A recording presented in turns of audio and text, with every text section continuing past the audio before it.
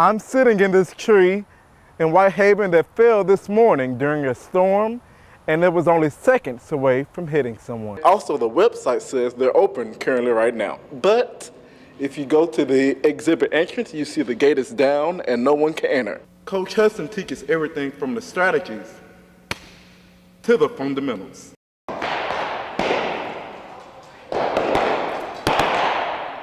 Rickettsville Elementary student Dylan Black discovered archery as his extracurricular activity, despite some challenges. My teacher had handed out a flyer that said archery tryouts tonight at 5:30 at the school. And so I'm just like, this sounds interesting. Because Dylan was born without arms, archery may seem impossible for him. The archery team coach, Wayne Glenn, wanted to make sure Dylan could compete in this challenging sport. I put it together because I wanted to see the young man shoot, and that's what it boiled down to for me, to see him shoot. So, all the prototypes I did out of my pocket, I didn't worry about it. It didn't matter to me. Dylan plans to continue archery after school. I feel like after school I'm going to go to the professional leagues and stuff like that, go to competitions, more competitions. I feel like with archery I'm going to do great things and inspire many people. In life, there are challenges, but there are ways to overcome them like Dylan. The thing that I would tell them is you should always try, no matter if you think you can do it or not. If you want to do it, go for it.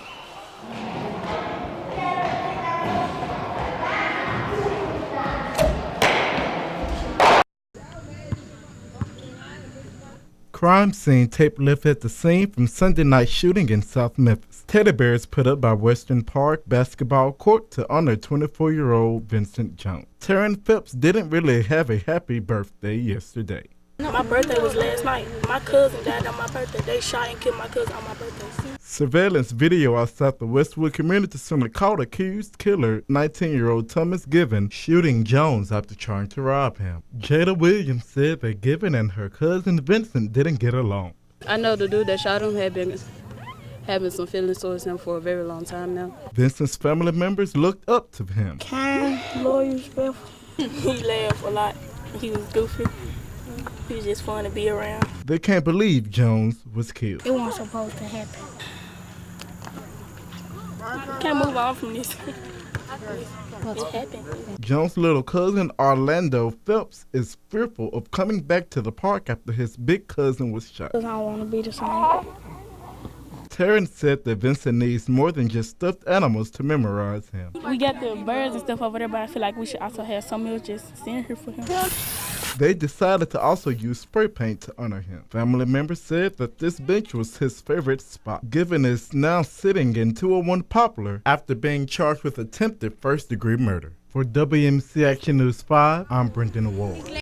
Western Kentucky University alum Cameron Levis is the special population instructor for the Bowling Green Recreation Center. After graduating with his degree in recreation, he wanted to serve the community he was raised around. People with disabilities is something that I've always been around. My mom works for the Louisville Metro Parks and Recreation Department and doing their adaptive and inclusive recreation programming. And so I grew up around people with disabilities. She always jokes I used to be rocked to sleep by wheelchair users. When foreign language was required at Western, Cameron wanted to take something that he would one day use. And sign language is such an awesome opportunity to communicate with a population that communicates in a special way. And I think for me in my field specifically, we work with a lot of individuals who maybe not necessarily are deaf or have a hearing impairment, but are nonverbal. Also, while being at Western, he turned an idea into reality with support.